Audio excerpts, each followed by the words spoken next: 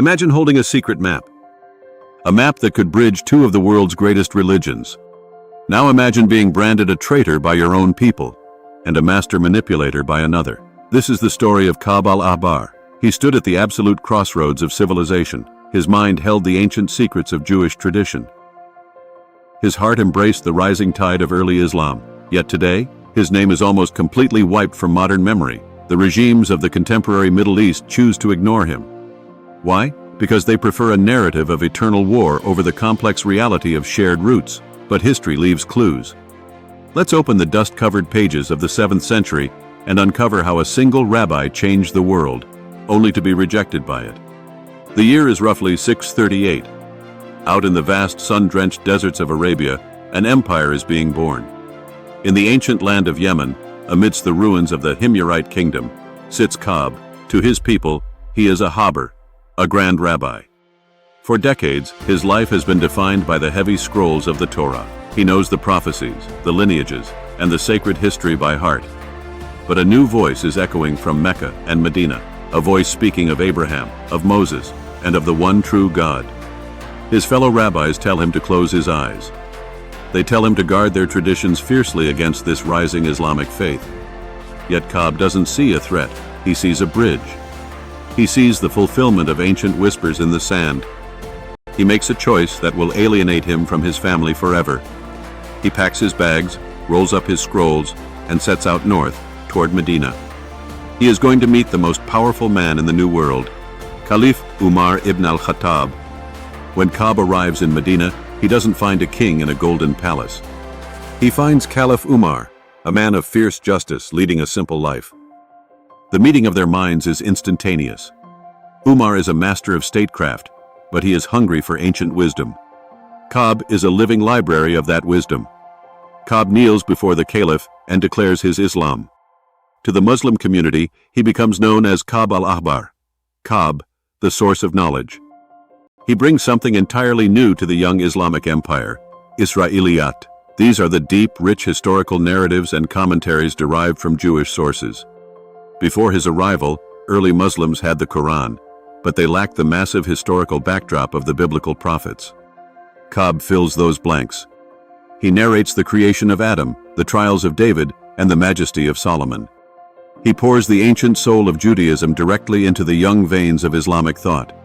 Fast forward to the year 637, Jerusalem surrenders to Caliph Umar. Umar travels to the holy city, and by his side, as his chief advisor on sacred geography, is Caliph. They walk through the ancient stone gates. The city is breathtaking, but the holiest sight of all is a disaster.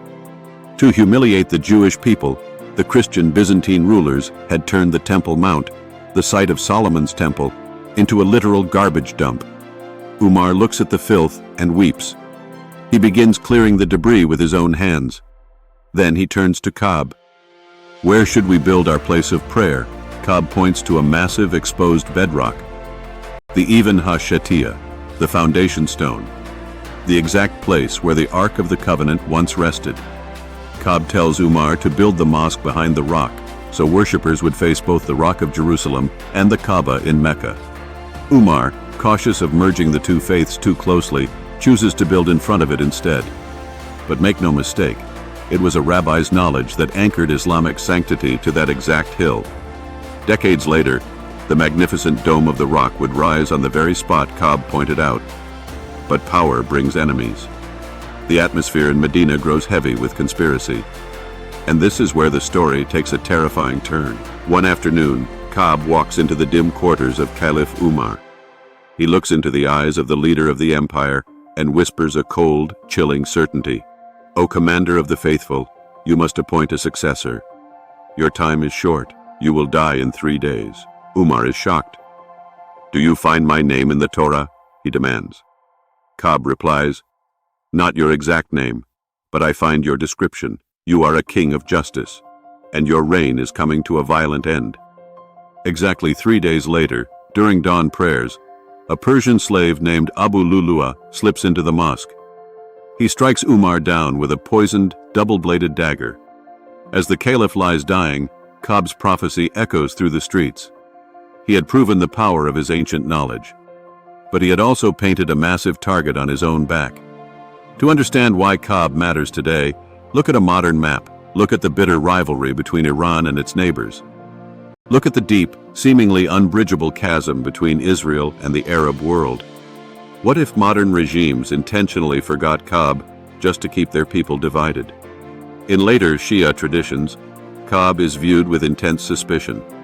He is accused of being a master manipulator, a 7th century Zionist agent who infiltrated Islam to corrupt it from within using Jewish myths. On the flip side, mainstream Jewish history looked at him as the ultimate traitor, the rabbi who gave away the keys to the Temple Mount to validate a rival global superpower.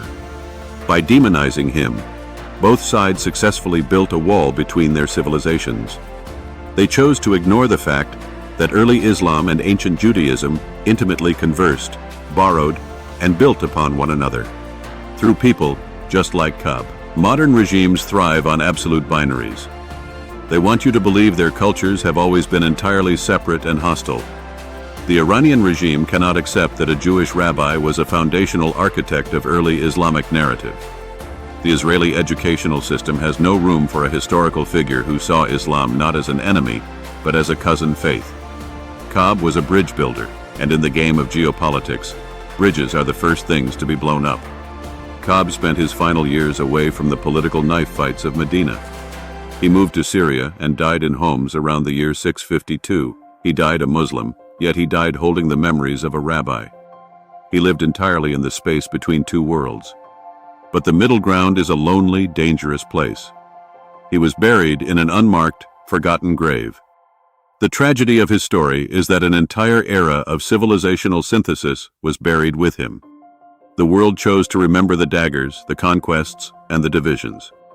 It chose to forget the shared scrolls and the deep, respectful debates beneath the desert stars.